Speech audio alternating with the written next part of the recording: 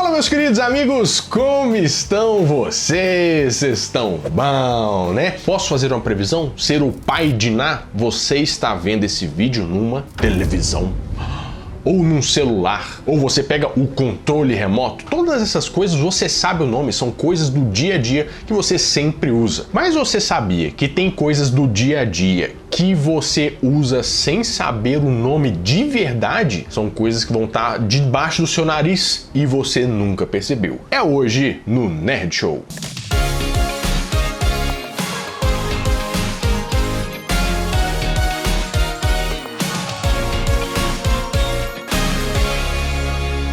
Vamos começar esse vídeo lembrando sobre um dos itens mais importantes que a gente tem durante toda a nossa vida, né? Porque desde que a gente deixou de ser os caçadores, coletores, os homens das cavernas, a gente usa porque o nosso pezinho é muito sensível.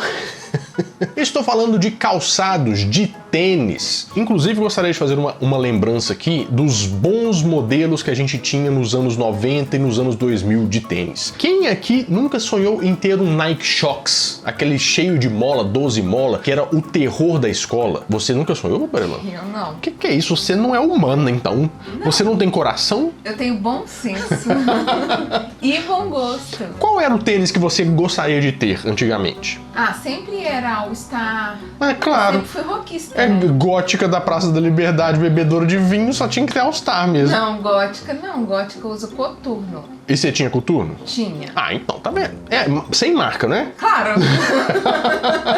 Mas eu lembro de outros tênis, por exemplo, também. Muita gente nos anos 80 usava o Conga, o Bamba. O Quixute também ficou muito lendário, que você pegava o cadastro e amarrava na perna toda. E eu lembro também nos anos... passagem dos anos 90 para os 2000, tinha um tal da M2000, que ele era a carinha dos anos 90 para mim. Ó. Vocês estão vendo a imagem aí, vocês vão concordar comigo. Porém, como que se chama aquela pontinha de plástico do cadarço? Valendo! Estou lhe respondendo, não sei. Nossa, que pergunta ingrata. É por isso que eu faço vídeos aqui, entendeu? É para isso que o canal existe. Pontinha do cadarço. Pois é, eu também sempre achei que era a pontinha do cadastro, mas aquilo lá tem um nome, que por acaso se chama agulheta, ou também tem o nome de ponteira. Também achei que ia ter um nome mais...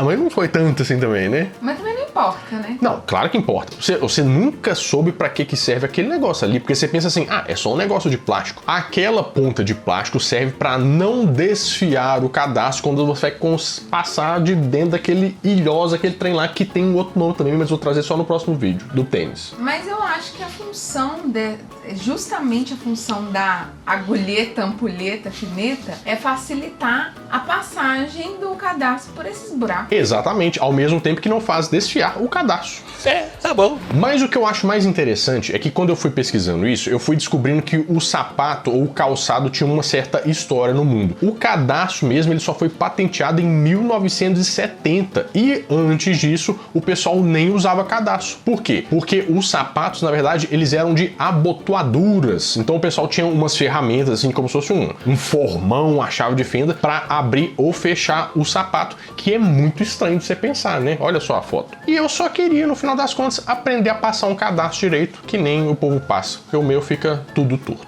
Vamos lembrar de uma coisa bem legal também que a gente sempre usou a vida inteira? Vamos falar de lápis? Nossa, lápis é uma coisa que dá muita nostalgia por vários motivos. Por exemplo, você sempre ia para a escola e a primeira coisa que você fazia no ano era escolher o seu material escolar, quais lápis a sua mãe ia comprar para você levar e se gabar para os seus amiguinhos. Você gostava de fazer essa parte, né, Barilã? Com certeza. Você mordia o lápis? Claro que não. Você não mordia o lápis? Não. Nossa, que Caxias. Nerd. A gente levava, tinha estojo de tudo quanto há. Estojo de madeira, estojo de pano, tinha o meu que parecia uma bota, um tênis. Mas, quando a gente fala de lápis, a gente tem que nem aquela música eu não sei se é da Xuxa, mas cabeça, ombro, joelho e pé, porque tem as partes do lápis. Tem a pontinha do lápis, tem a madeira do lápis, tem a borracha em cima, porém tem uma parte de ferro que faz essa ligação entre a borracha e a madeira. E você sabe como aquilo se chama? Porque tem um nome, você sabe? Eu apontei pra você. Óbvio que não. Você é especialista em lápis, meu Brelando. Renata, eu não uso esses lápis. Eu acho que, antes de você revelar o grande nome do negócio... Você agora tá contra a pauta aqui, então. Não, claro que não. Eu só queria dizer que esses nomes só servem para as fábricas, né? Que é o setor de fabricação da agulheta. É verdade. Esta pecinha de metal se chama virola. Virola realmente parece um nome que veio de português de Portugal, mas é assim que se chama aquela pecinha. Mas eu vou te dar um bônus, né? Porque você pode não saber, mas aquele grafite que fica dentro do lápis se chama mina, que tem uns cabelos bem da hora também. Se você tivesse assistido o vídeo do Nerd Show que a gente foi lá na fábrica da Faber-Castell, você já saberia essa informação. Mas não assistiu, não sabe, né? Por via das dúvidas, vamos deixar o vídeo aqui. Com certeza. Eu só achei engraçado que o lápis pra gente é uma invenção tão simples, mas ela resolveu tantos problemas ao longo da humanidade. Por exemplo, você sabia que os gregos e os romanos usavam barrinhas de chumbo para marcar as linhas que eles tinham que fazer lá? Que perigo. É um perigo. Porque talvez você não saiba, mas o chumbo, ele é altamente tóxico, então não ia dar bom. E no século XII, o lápis evoluiu para chumbo mais estanho. Ah, então tudo bem, né? E era o lápis que o próprio Leonardo da Vinci usou para fazer seus imensos e importantes trabalhos. O lápis moderno só veio no século XVI, depois que na Inglaterra eles acharam uma jazida de grafite e falaram: talvez a gente não precise morrer mais, né? E assim, eles colocaram dois trenzinhos de madeira, juntaram com um trem no meio e fizeram o lápis para chamar o trem de virola. Agora eu tô aqui para desmontar a sociedade brasileira, porque você sabe que a gente tem alguns itens que a gente se baseia para um dia feliz, né? Tem muita gente que não vive sem usar uma caneca de café. Tem que ter uma caneca na mão aqui, ó, porque senão a pessoa não está viva. Com uma mensagem... Com a mensagem positiva, né? Viva bem, ria sempre e love much. Aí a pessoa... Eu tô vivendo, tô. Mas posso dizer que o pilar moderno da sociedade é sustentado pelo arame do pão. Aquele trem que vem para fechar o negócio do pão de forma. Eu estou errado? Aquele araminho? Aquilo é uma desgrama. Como assim, meu Marilando? Olha só, aí eu já posso usar aquilo para 175 gambiarras. Eu posso fazer isso aí para organizar os fios que ficam expostos para segurar, fazer assim. Eu posso usar isso para guardar outra coisa no pão e eu tenho certeza que na primeira gaveta da sua casa, do lado dos garfos assim daquele trem de plástico, você tem um depósito daqueles negócios de arame. É verdade. Como que você está desdenhando do negócio então? E digo mais, sabe os aniversários de criança que você vai, que tem uma lembrancinha com a tampinha de garrafa PET? É dentro daquilo que você guarda. É pra isso que você vai nos aniversários, não é? É. Você sabia que aquele trem tem um nome? Se chama Twist Tie. A próxima vez que você abrir o seu pão de forma, você quer um... pra visita assim, você vou abrir meu Twist Tie. Ai, me deu um agora um... O quê? Porque twist... Estragou o seu cérebro? Porque twist, né? Twist tie de gravata. Tie é de amarrar, de apertar. Nossa, faltou aí o inglês básico, né? Mas eu pensei que era tie de black tie, sabe? Entendi, mas não é isso não, é de apertar assim, ó, de rodar e apertar. Vocês acreditam que esse trem tem até ano de invenção? É 1961. E antigamente as pessoas faziam a mesma coisa, só que era com intestino de ovelha. E uns pedaços de metal, umas tiras assim. Mas é aquele trem de amarrar o pão que nunca estraga e você usa aí todo dia. Isso tem nome. Outra coisa que eu tava lembrando aqui, que é muito nostálgico e é bem útil na nossa vida, é a mochila, né, gente? Nossa, tem tantos modelos de mochila que a gente ficava sonhando quando a gente era pequeno. Eu sonhava em ter uma mochila de rodinha.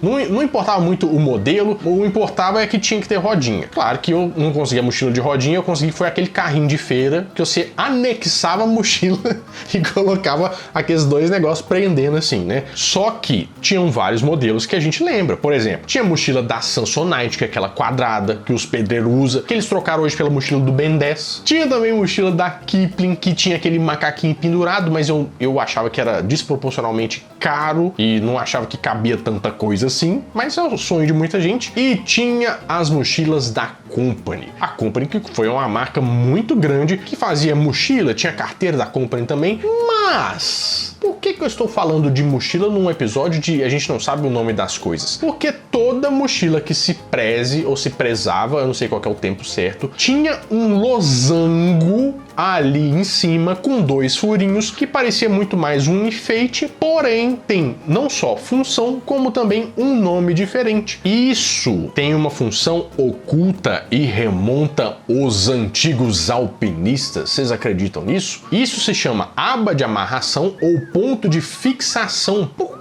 Eu tô levando uns negócios pra escola, uns livros pesados, o que tem a fixação e tal? Porque antigamente as mochilas vinham com esse acessório para que os alpinistas conseguissem passar uma coisa para amarrar por aquilo para conseguir carregar mais coisas. E o que eles levavam muito assim? Aqueles martelinhos de alpinismo de gelo, de bater só pim, pim, para eles poderem subir, ou então aquelas cordas, amarrações e tudo mais. É um negócio que tinha uma função, mas que virou estilo de mochila e a gente nem sabia que podia carregar mais uns 2 kg de marmita, por exemplo, de lanche, de lancheira, amarrando aquele negócio ali. Olha só como é que nós perdemos tempo. Mas falando em estilo também que não tem nada a ver de útil, eu lembro muito dos bonés que o pessoal usava muito antigamente, né? Eu acho que nos anos 2000, o menino que usava boné, ele era visto como um radical. E hoje ele é visto como careca, né? Que hoje serve só pra você tampar aqui. Por exemplo, vocês lembram do boné da Von Dutch? Que era, todo mundo queria forçar a aba pra baixo assim, ó, fazer aquele negócio assim, você ficar parecendo que tava vendo dentro de um canudinho. Tinha também o boné dos Lakers, tinha também o boné dos Hornets e por acaso o boné veio do Antigo Egito. Ele tinha uma função antigamente, porque o pessoal queria lá fazer as colheitas, as coisas, e ficava escondendo do sol. Só que ele só virou um estilo mais ou menos lá nos anos 80 nos Estados Unidos, por causa dos jogadores de beisebol, que ficavam, né, fazendo as atividades de beisebol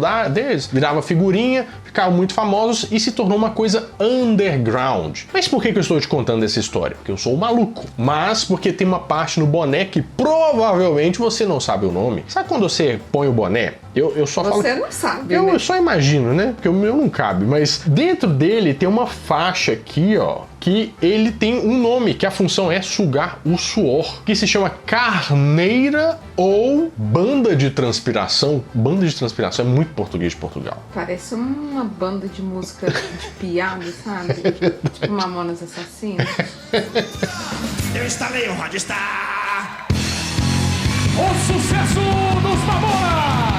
Mas você sabia que até o nosso garfo de todo dia tem partes desconhecidas? Eu não sei se você sabe, mas o garfo ele foi inventado nos anos 300 e era muito comum que as pessoas vissem como uma falta de educação até o ano 1004 mais ou menos, as pessoas usarem o garfo. A coisa que era certa mesmo é você comer com a mão e usar o garfo era visto como ultrajante. Sabe como é que chama os dentinhos do garfo? Eu pensei que era dentinho do garfo, mas não, eles chamam prongs. Ou seja, a próxima vez que você pegar os prongs do seu garfo e colocar na sua comida, você vai se lembrar do Nerd Show, lembrando de coisas muito inúteis.